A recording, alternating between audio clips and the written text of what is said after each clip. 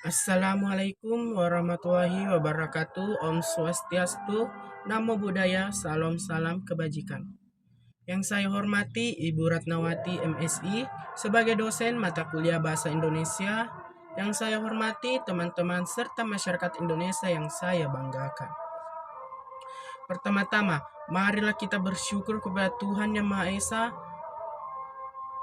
yang senantiasa melimpahkan nikmat dan karunia-Nya kepada kita semua.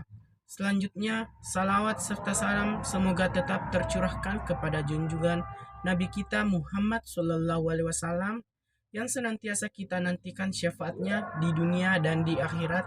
Amin.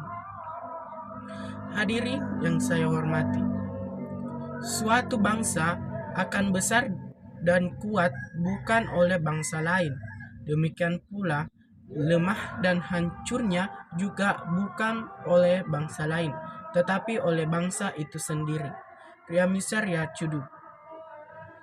Sudah menjadi kodrat Tuhan Yang Maha Kuasa bahwa Indonesia adalah bangsa yang multietnis dan multikultural, karena tidak dapat dipungkiri bahwa realitas sosial bangsa Indonesia yang terdiri dari berbagai suku bangsa. Kurang lebih terdapat 300 suku yang tersebar di seluruh wilayah Indonesia dengan kebudayaannya masing-masing. Kearifan lokal di Indonesia diharapkan mampu mengembangkan identitas keindonesiaan, menjadi referensi dalam mengembangkan wawasan kebangsaan, membangun kualitas manusia, serta meningkatkan kemuliaan, harkat dan martabat manusia yang memancar ke dalam bagi peradaban warga negara dan memancar keluar untuk membangun citra pergaulan antar bangsa.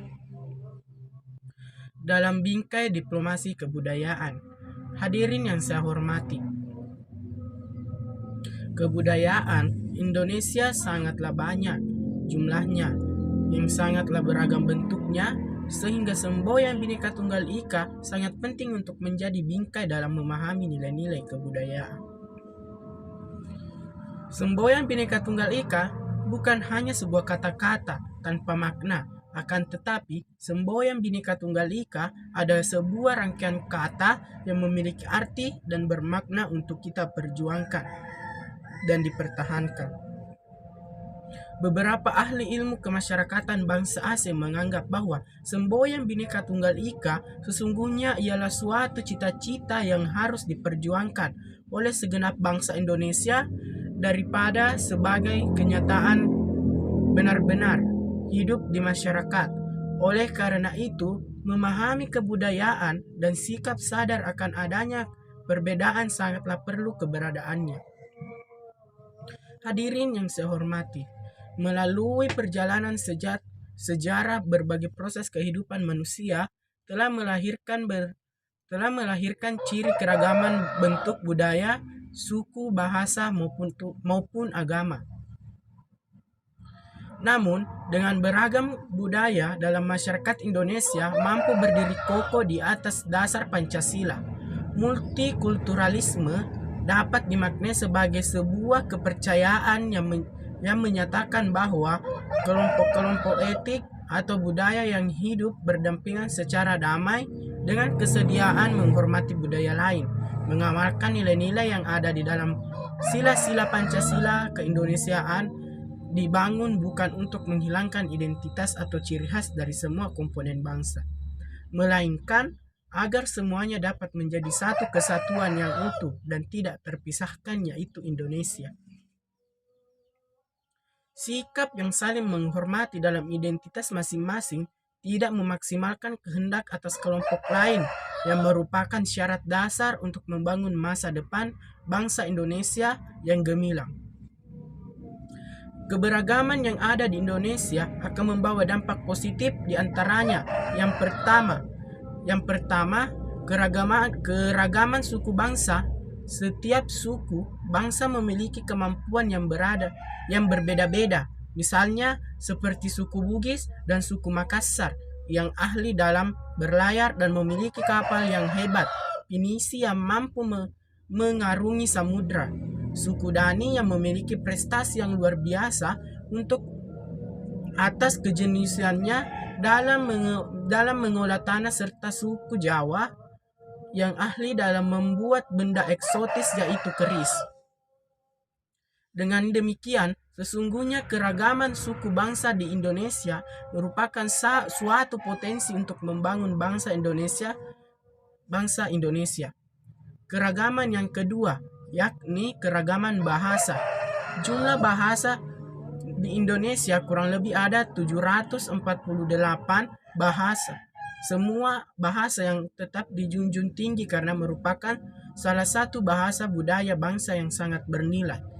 Perbedaan 748 bahasa dapat disatukan oleh satu bahasa nasional, yaitu bahasa Indonesia. Dengan mempunyai beberapa bahasa daerah tidak menyebabkan bangsa Indonesia terpecah belah, namun justru menambah kekayaan perbendaharaan bangsa. Keunikan ini adalah yang menjadi simbol kebanggaan tersendiri karena tidak ada negara lain yang memiliki keanekaragaman bahasa seperti Indonesia. Yang ketiga, keragaman budaya. Indonesia memiliki lebih dari 100 tarian daerah yang tersebar di seluruh Nusantara. Kekayaan tarian daerah tersebut menggambarkan keragaman budaya Indonesia yang luar biasa karena telah terbukti bahwa kekayaan kesenian berupa tarian daerah menjadi salah satu daya pikat wisatawan, baik domestik maupun mancanegara, untuk berkunjung ke Indonesia bahkan mempelajari budaya Indonesia. Yang keempat, keragaman agama. Sesuai dengan pasar Pancasila sila pertama yang mengatakan bahwa Indonesia adalah bangsa berketuhanan, bangsa yang mengakui atas keberadaan Tuhan dan menghargai sekaligus melindungi semua agama yang dianut oleh masyarakatnya. Agama merupakan pedoman manusia di dalam mencapai cita-cita hidup. Salah satu fungsi dari peranan keagamaan agama diantaranya sebagai kontrol masyarakat dalam berperilaku.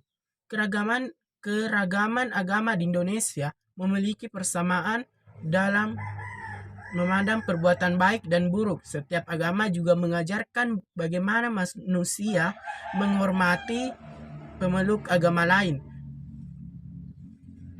mengajak manusia lain untuk berbuat baik apakah pada tanggung jawab, bersikap adil, saling menolong, dan sebagainya. Setiap ajaran agama mengandung perintah dan larangan yang sangat sesuai dengan kebutuhan umat manusia. Hadirin yang saya hormati, dari uraian di atas dapat disimpulkan bahwa Indonesia adalah negara besar yang kaya akan berbagai keanekaragaman, baik budaya, suku, bahasa, agama, dan lain-lain sebagainya. Hal tersebut merupakan sebuah modal yang dapat menjadikan Indonesia istimewa di mata dunia.